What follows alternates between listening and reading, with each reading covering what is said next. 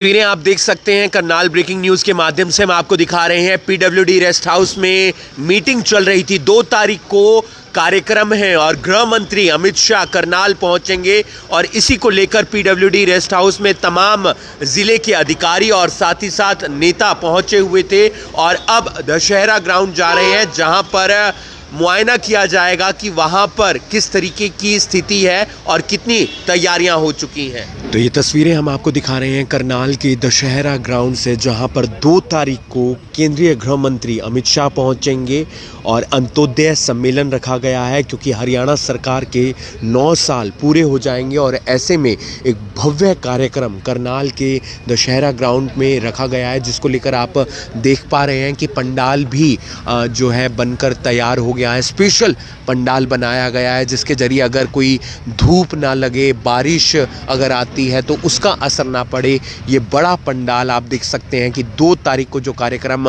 रखा गया है करनाल के अंदर, हरियाणा सरकार के 9 साल पूरे होने पर उस कार्यक्रम को लेकर केंद्रीय गृह मंत्री अमित शाह आएंगे। और आज पहले पीडब्ल्यूडी रेस्ट हाउस में मीटिंग होती है, जहां पर सांसद संजय भाटिया, साथ ही साथ घरोंडा से विधायक हरविंदर कल्याण, बीजेपी के जिला अध्यक्ष योगेंद्र राणा और तमाम अधिकारी जो चंडीगढ़ से भी पहुंचे हुए थे, वो उस मीटिंग में राय मशवरा करते हैं कि किस तरीके से इस कार्यक्रम को सफल बनाना है। और अब वो मौके पर पहुंचे हुए हैं और निरीक्षण कर रहे हैं कि तैयारियां कितनी हो चुकी हैं और आने वाले समय में यहाँ पर क्या क्या ज़रूरत है, क्योंकि एक बड़ा कार्यक्रम है और उसको लेकर कोई भी सुरक्षा के मद्देनज़र कोताही नहीं बरती जा सकती। उसी को लेकर प्रशासन के तमाम अधिकारी, तमाम नेता, विधायक, सांसद यहाँ पर मौके का निरीक्षण करने के लिए पहुँचे हुए हैं।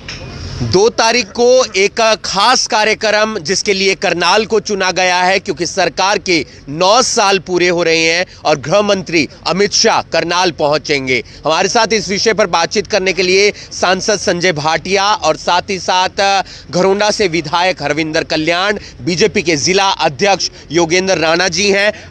भाटिया जी, क्या कुछ कहना चाहेंगे? एक बार फिर से करनाल को चुना गया, यानी कि हम कह सकते हैं करनाल की किस्मत कुछ ज़्यादा अच्छी है।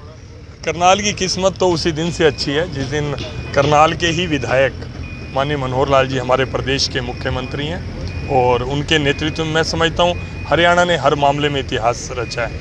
माननीय प्रधानमंत्री जी की कोई भी बैठक होती है हमारे सांसदों के साथ, लगभग वो जब सेशन चलता है तो हर हफ्ते वो हमें कोई ना कोई बात बताते हैं, समझाते हैं। जैसे उनकी हर मास मन की बात आती है, मैक्सिमम एग्जाम्पल वो हरियाणा के देते हैं कि हरियाणा ने जो नई शुरुआतें करी, और माननीय मनोहर लाल जी की भी प्रशंसा करते हैं। हम भाग्यशाली हैं कि मनोहर लाल जी हमारे करनाल के विधायक हैं। और अभी एक और आज जो बार बार पॉलिटिकल पार्टियां समाजों में बांटने का काम कर रही हैं, तो मुख्यमंत्री जी का केवल एक ही लक्ष्य है, उन्होंने स्पष्ट किया और इस सम्मेलन से और स्पष्ट होगा कि जो पूरा समाज है, पूरा हरियाणा है, पूरे हरियाणा का जो सरकार है, पूरा नेतृत्व है, पूरी भारतीय जनता पार्टी है, उसको केवल और केवल अंतिम व्यक्ति, जो इस पंक्ति में अंतिम व्यक्ति बैठा है, जो गरीब आदमी है, जिसका सबसे पहला हक बनता है प्रदेश के संसाधनों पर, उसकी चिंता करने वाला ये सम्मेलन है। यानी कि अंत्योदय सम्मेलन है। आसान भाषा में समझा जाए तो क्या कुछ रहने वाला है मंच पर? किसी को सम्मानित भी किया जाएगा? नहीं, जो हमारे माननीय अमित शाह जी हैं वो यहाँ पर आ रहे हैं। पूरे हरियाणा का अंत्योदय सम्मेलन है और जिसके अंदर हरियाणा के अंदर गरीब आदमी के लिए क्या किया गया वो मुख्यमंत्री जी और खुद जो लाभार्थी आएंगे वो बताएंगे, क्योंकि कभी कल्पना नहीं की थी। देखिए, विचार था माननीय नरेंद्र मोदी जी का आयुष्मान भारत का, जिसमें बीपीएल के जो परिवार थे उनको इसके अंदर फ़ायदा मिले इलाज में 5 लाख रुपए का प्रत्येक सदस्य का। लेकिन मुख्यमंत्री जी की सोच और आगे बढ़कर उन्होंने प्रधानमंत्री जी की जो सपना था उसको और पूरा करने का प्रयास किया, क्योंकि केवल और केवल 9 लाख परिवार ही हमारी इस बीपीएल योजना के तहत कवर होते हैं। लेकिन आज मुख्यमंत्री जी ने उसका बढ़ाकर 29 लाख तक कर दिया और मुझे लगता है कि जो 50 लाख परिवार हैं लगभग, जिसमें पूरे हरियाणा की आबादी कवर हो जाएगी, मुख्यमंत्री जी उस लक्ष्य तक सोच रहे हैं, विचार कर रहे हैं। कह सकते हैं बीजेपी का ये शक्ति प्रदर्शन है लोकसभा चुनावों को लेकर। देखिए, भारतीय जनता पार्टी की सरकार आने के बाद वास्तव में पहली बार इस प्रकार से जो समाज का सबसे गरीब और कमज़ोर व्यक्ति है उसको मुख्य धारा में जोड़ने का काम गंभीरता से वो चलाया गया है। और हमारे माननीय मुख्यमंत्री मनोहर लाल जी बधाई के पात्र हैं क्योंकि उनके आने के बाद जिस प्रकार से गरीब आदमी के लिए योजनाएं बनाई गई और अंत्योदय का भाव इस प्रकार से सरकार के अंदर भी, प्रशासन के अंदर भी ये उस तरीके से काम चल रहा है, तो आज हम भाग्यशाली हैं कि करनाल में पहला इस प्रकार का अंत्योदय सम्मेलन, जो अपने आप में मैं समझता हूं कि एक ऐतिहासिक सम्मेलन होगा और एक संदेश भी जाएगा पूरे समाज में, पूरे देश में, कि किस प्रकार से गरीब आदमी को मुख्य धारा में जोड़ने के लिए, उसको अपने पैरों पर खड़ा करने के लिए कैसे कोई सरकार इतनी गंभीरता से कार्य कर सकती है। तो एक उदाहरण भी पेश जो है माननीय मुख्यमंत्री मनोहर लाल जी ने किया है, तो एक बहुत ही ऐतिहासिक और सफल कार्यक्रम ये होगा। कैसी तैयारी मध्य प्रदेश की? फिर जाना है शायद? अब अभी आज रात को ही जाना है, आज सुबह ही मैं पहुंचा हूं।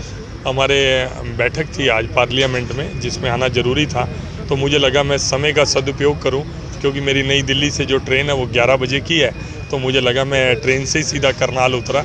करनाल और अभी जाते समय पानीपत की बैठक लेकर तो शताब्दी से ही तैयारी कैसी चल रही है? क्या माहौल है? राजस्थान, मध्य प्रदेश, छत्तीसगढ़ नजदीक है। मैं मध्य प्रदेश में हूं और विशेष करके जो बुंदेलखंड क्षेत्र है जिसको सागर संभाग बोलते हैं, उसका दायित्व 26 सीटों का दायित्व संगठन की दृष्टि से मुझे दिया गया है और मेरा सभी सीटों पर जाना होगा और नीचे तक जाना होगा।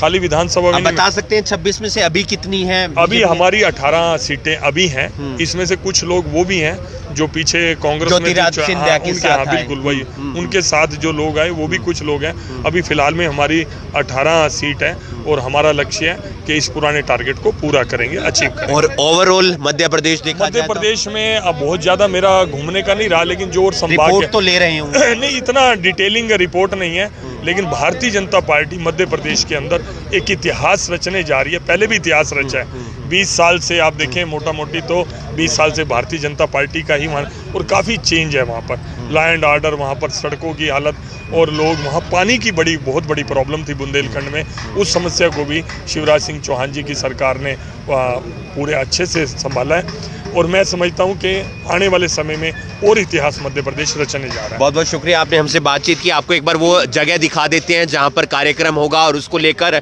लगातार प्रशासनिक अधिकारियों से लेकर राजनेता यहां पर दौरा कर रहे हैं, निरीक्षण कर रहे हैं, क्योंकि 2 तारीख को एक खास कार्यक्रम जिसके लिए करनाल को चुना गया है वो दशहरा ग्राउंड है। अंत्योदय सम्मेलन यहां पर होगा जहां पर गृह मंत्री अमित शाह आएंगे। इससे पहले भी एक कार्यक्रम हुआ था करनाल के अंदर जहां पर गृह मंत्री अमित शाह पहुंचे थे। 3 अलग अलग कार्यक्रम थे, संगठन का कार्यक्रम था, मधुबन पुलिस अकादमी में कार्यक्रम था और हैफेड का जो नया एक हम कह सकते हैं बाजार गोदाम खुला था उसका भी उन्होंने उद्घाटन किया था। और अब अंत्योदय सम्मेलन, क्योंकि सरकार के 9 साल पूरे हो चुके हैं हरियाणा सरकार के, और उसी के चलते एक बड़ा कार्यक्रम रखा गया है और उसके लिए चुना गया है करनाल के दशहरा ग्राउंड को, और उसी को लेकर आज मीटिंग रखी गई थी PWD रेस्ट हाउस में। और वहां पर उच्च अधिकारी CM मनोहर लाल के additional principal secretary Amit Agarwal ji, साथ ही साथ सांसद संजय भाटिया और भी कई नेता वहां पर पहुंचे हुए थे।